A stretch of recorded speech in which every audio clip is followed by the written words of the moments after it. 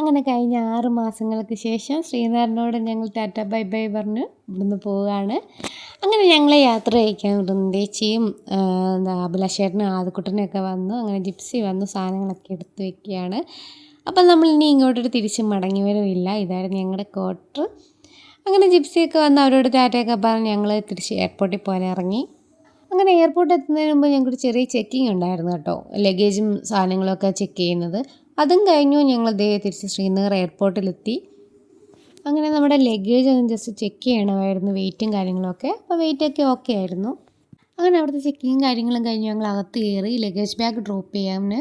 അവിടെ അത്യാവശ്യം നല്ല തിരക്കുണ്ടായിരുന്നു. അത് കഴിഞ്ഞ് ഞങ്ങൾക്ക് ബോർഡിംഗ് പാസ്സൊക്കെ കിട്ടി. കണക്ഷൻ ഫ്ലൈറ്റാണ്. അതും കഴിഞ്ഞു. സെക്യൂരിറ്റി ചെക്കിങ്ങും പെട്ടെന്ന് കഴിഞ്ഞു. അത് കഴിഞ്ഞ് ഞങ്ങൾ ഗേറ്റിലോട്ട് പോവുകയാണ്. കുറച്ച് നേരം വെയിറ്റ് ചെയ്ത് കഴിഞ്ഞിട്ട് ഞങ്ങളുടെ ഫ്ലൈറ്റ് വിളിച്ചു. അങ്ങനെ ഫ്ലൈറ്റിനകത്ത് കയറി സീറ്റൊക്കെ സെറ്റ് ചെയ്ത് അങ്ങനെ ഞങ്ങൾ ശ്രീനഗറിനോട് വിട പറയുകയാണ്. ഒരുപാട് നല്ല നല്ല ഓർമ്മകളും നല്ല കൂട്ടുകളും എല്ലാം തന്ന് ഒരുപാട് മറക്കാൻ പറ്റാത്ത ഓർമ്മകളാണ് ശ്രീനഗറിൽ എനിക്കുണ്ടായിട്ടുള്ളത്. ഇനി അടുത്തടുത്ത് പോകുമ്പം എങ്ങനെയാണ് എന്നറിയില്ല. പക്ഷേ എനിക്ക് മറക്കാൻ പറ്റാത്ത കുറേ ബന്ധങ്ങൾ കിട്ടിയിട്ടുണ്ട്. അവിടെ എല്ലാവരും ഞാൻ മിസ് ചെയ്യും. അങ്ങനെ ഞങ്ങൾ ശ്രീനഗറിനോട് അവസാനമായിട്ട് ഗുഡ് ബൈ പറയുകയാണ്.